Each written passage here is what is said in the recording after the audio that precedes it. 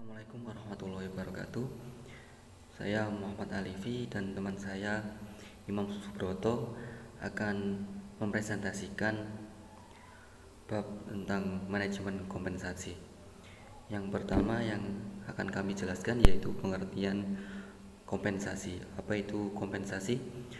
Kompensasi yaitu merupakan segala sesuatu yang diterima karyawan baik fisik maupun non-fisik sebagai pengganti kontribusi jasa mereka pada perusahaan.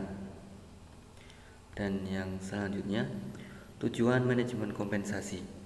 Tujuan manajemen kompensasi yaitu untuk membantu perusahaan mencapai tujuan keberhasilan sebagai strategi perusahaan dan menjamin terciptanya keadilan internal maupun eksternal. Dan yang selanjutnya, tujuan manajemen kompensasi efektif meliputi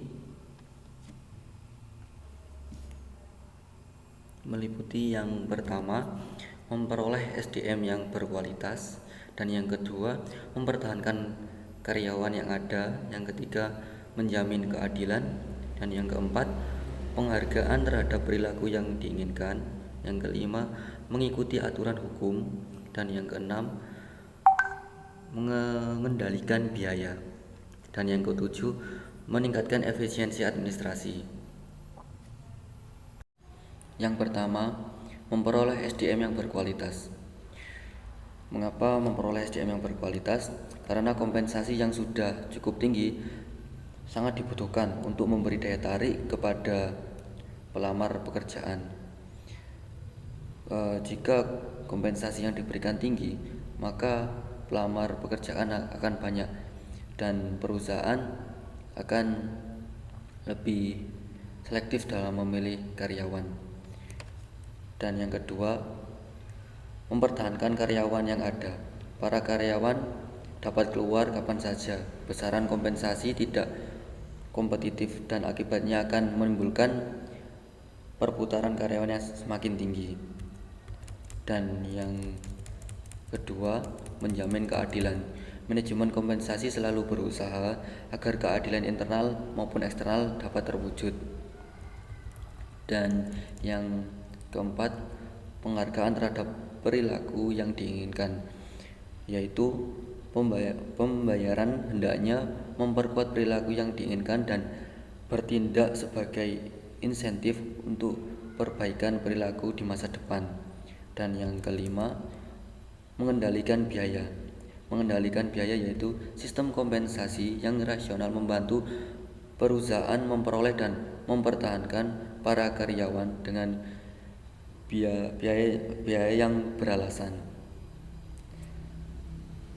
Dan yang keenam, mengikuti aturan hukum, yaitu sistem gaji dan upah yang sehat, mempertimbangkan faktor-faktor legal dan dikeluarkan pemerintah, dan menjamin pemenuhan kebutuhan karyawan. Dan yang ketujuh, memfasilitasi pengertian, yaitu sistem manajemen kompensasi hendaknya dengan mudah dipahami oleh spesialis sumber daya manusia, manajer operasi, dan karyawan. Dan yang ke-8 terakhir, meningkatkan efisiensi administrasi, yaitu program pengupahan dan penggajian hendaknya dirancang untuk dapat dikelola dengan efisien, membuat sistem informasi SDM yang optimal. Iya, saya akan melanjutkan dari presentasinya Mas Alibi, dan saya akan membahas dari bentuk dan saya di sini bentuk-bentuk kompensasi dalam perusahaan. 1. Upah atau gaji. Upah biasanya berhubungan dengan tarif gaji per jam, di mana semakin lama waktu bekerja maka semakin besar pula upah yang didapat. 2. Intensif. Merupakan tambahan-tambahan gaji di atas atau di luar gaji atau upah yang diberikan dalam organisasi. Tiga, tunjangan. Salah satu bentuk tunjangan dalam perusahaan biasanya meliputi asuransi kesehatan, asuransi jiwa, liburan-liburan yang ditanggung oleh perusahaan. 4. Fasilitas. Fasilitas yang diberikan perusahaan juga bisa meliputi mobil perusahaan, rumah, dan lain-lain.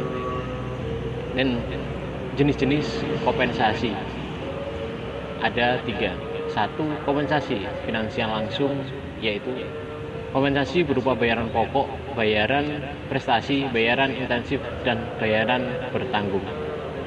2. Kompensasi finansial tidak langsung, yaitu kompensasi berupa program-program proteksi, bayaran di luar jam kerja, dan fasilitas pendukung pekerjaan. 3. Kompensasi non-finansial, yaitu kompensasi berupa pekerjaan dan lingkungan kerja. Dan faktor-faktor yang mempengaruhi kompensasi yaitu 1. Kebenaran dan keadilan. Pemberian kompensasi disesuaikan dengan kemampuan, kecakapan, pendidikan, dan jasa yang telah ditunjukkan kepada organisasi. 2. Dana organisasi. Suatu organisasi dalam memberikan kompensasi kepada pegawainya harus disesuaikan dengan kemampuan dana yang dimiliki oleh organisasi tersebut. 3. Serikat karyawan. Serikat karyawan merupakan simbol kekuatan karyawan dalam menuntut perbaikan nasib. 4. Produktivitas kerja. Semakin tinggi tingkat produktivitas kerja seseorang, maka hal ini akan menjadi pertimbangan bagi organisasi untuk memberikan kompensasi. 5. Biaya hidup. Organisasi juga harus memperhatikan biaya hidup karyawan serta keluarganya. Artinya, perlu adanya penyesuaian pemberian kompensasi dengan biaya hidup. 6. Pemerintah selaku pengayom masyarakat perlu ikut campur dalam penentuan kompensasi bagi seorang pekerja. Pemerintah harus membuat peraturan dan perundang-undangan untuk dalam menentukan jumlah kompensasi. Dan kesimpulan dari kompensasi yaitu kompensasi adalah sebuah imbalan jasa dari apa yang telah seseorang kerjakan. Kompensasi juga mempunyai tujuan untuk yang sangat penting bagi perkembangan suatu perusahaan. Karena tanpa adanya kompensasi, perusahaan tersebut tidak akan berkembang. Salah satu tujuan kompensasi yaitu memperoleh karyawan yang memenuhi persyaratan, mempertahankan karyawan yang ada, menjamin keamanan atau keadilan, menghargai perilaku yang diinginkan, mengendalikan biaya-biaya, dan mematuhi peraturan-peraturan legal. Sekian presentasi dari kelompok kami. Mohon maaf bila ada kurang lebihnya. Akhir kalam, wassalamualaikum warahmatullahi wabarakatuh.